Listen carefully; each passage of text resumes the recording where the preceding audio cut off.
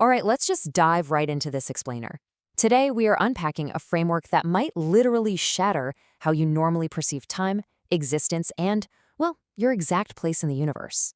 If you've ever felt like just a tiny, insignificant dot on some massive timeline stretching from the Big Bang into the unknown, get ready, because this concept offers a completely different, absolutely mind-bending relational perspective. So here is our roadmap for today. We're going to start with the middle of all things, move into distinction, relation, and coherence, climb up the ladder to consciousness, dig into the math beneath the mystery, and finally look out at the horizon of experience.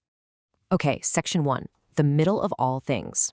To do this right, we have to start by completely rethinking the origin of everything around us. Seriously, throw out the traditional timeline. Consider this idea for a moment. The origin is not behind us. It is the floor of the now. I mean, just really think about that. Instead of a big bang way off in the untouchable past, reality is continuously precipitating right now. It means you aren't just walking forward on some flat timeline, you are standing over a profound depth. Emergence isn't a one-and-done event from billions of years ago. It's happening, it's renewing at every single instant. It's kind of like realizing the foundation of a house isn't just a thing built years ago, but the active force holding up your feet this exact second. So what exactly is at the bottom of that depth? Well, it's called pre-relational potential. Think of it as pure capacity. It is completely real as a capacity, but it has absolutely zero structure yet. It's totally unbounded. This is the raw grain beneath every present moment, the ultimate precondition of existence. You don't look backward to find the origin of everything, you look downward, and you are standing exactly in the middle of it. Moving to section 2, distinction, relation, and coherence. Let's descend to the atomic philosophical level here to see how reality actually takes shape out of all that raw potential. Everything, and I mean everything, starts with distinction. It's the very first act, a founding cut where one becomes two. It literally slices through that raw, unbounded potential we just talked about. And instantly, this allows relation to exist. Why? Because a single distinction on its own is silent. It doesn't do anything. But the second you have two, they relate. Reality is made entirely of these relations. Nothing exists in isolation. A thing is strictly defined by how it interacts with everything else around it. But, relations can be incredibly fragile. The absolutely crucial point is what happens when they survive. And that brings us to coherence. Coherence is when relations reinforce each other instead of just dissolving away. They maintain themselves through time. Think of a flame, a whirlpool, or a crystal. Now, they aren't alive, obviously, but they are actively recreating the conditions of their own persistence. They are resisting entropy. They stay. Section 3, the ladder to consciousness. With those foundational building blocks in place, potential, distinction, relation, and coherence, let's begin our ascent up the deep chain of reality. This ladder brilliantly shows how one primitive rule just endlessly compounds on itself.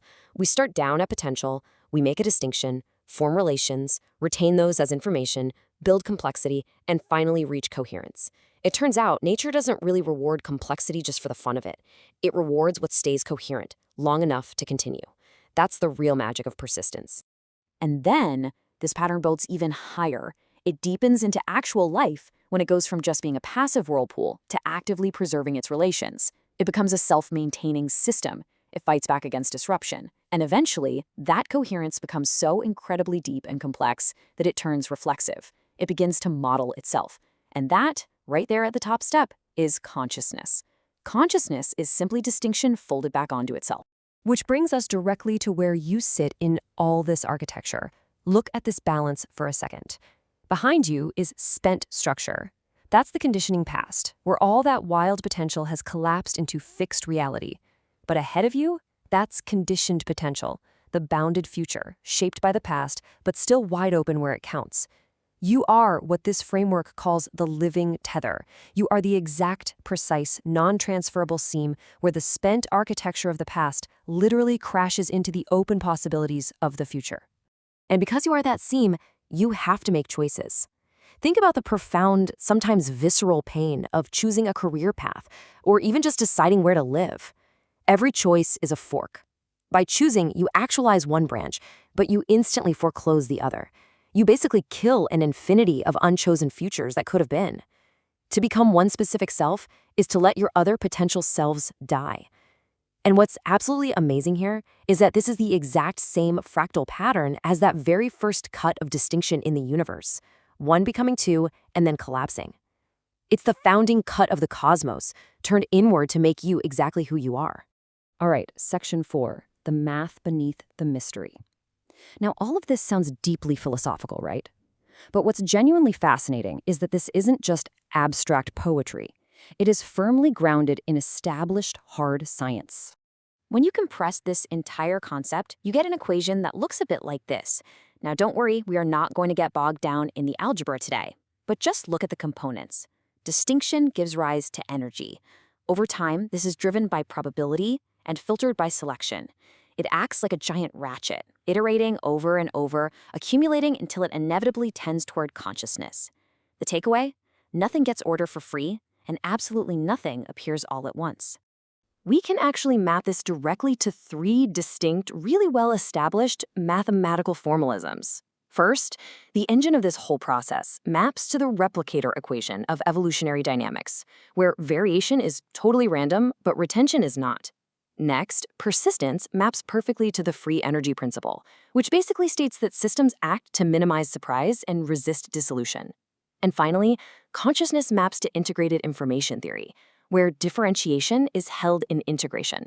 It's 3 massive scales of science, but it's really just one incredible relational pattern.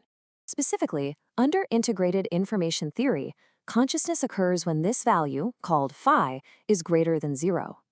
This happens when many distinct states are bound together into one irreducible whole that is strictly greater than the sum of its parts. This right here is the mathematical threshold where mere complexity literally wakes up. Finally, section 5, the horizon of experience. Because let's be real, equations have an honest limit. They can describe the threshold, sure, but they can't describe the feeling of crossing it. And so we reach the edge of the relational world. At the very edge of all our models sit 3 absolute horizons that fundamentally cannot be crossed by science or math. You have the origin, that pre-relational depth beneath us.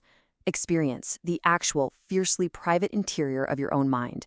And the unchosen selves, the ghosts of possibilities that died when you made your choices.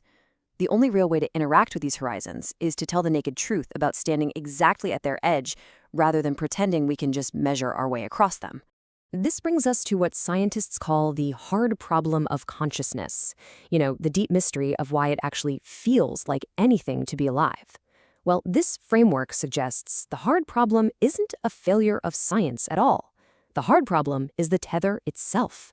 It's the exact reason your experience is singular, non-shareable, and exclusively yours. Think about it. If science could perfectly measure and map your felt experience from the outside, it wouldn't be your unique existence anymore, right? This quote perfectly summarizes the whole shebang. Mind is what happens when coherence becomes deep enough to model itself, singular but never separate from the whole. You are a fractal. You're an instance of a reoccurring pattern in the universe. You are self-similar enough to safely know that other minds around you are real, yet you operate under a totally different history, making your existence entirely, beautifully singular. Which leaves us standing exactly in the middle of all things. You aren't just riding on some timeline. You are the hinge. You are the living seam, right now, where raw potential crashes into physical structure. You're tethered to this one singular existence.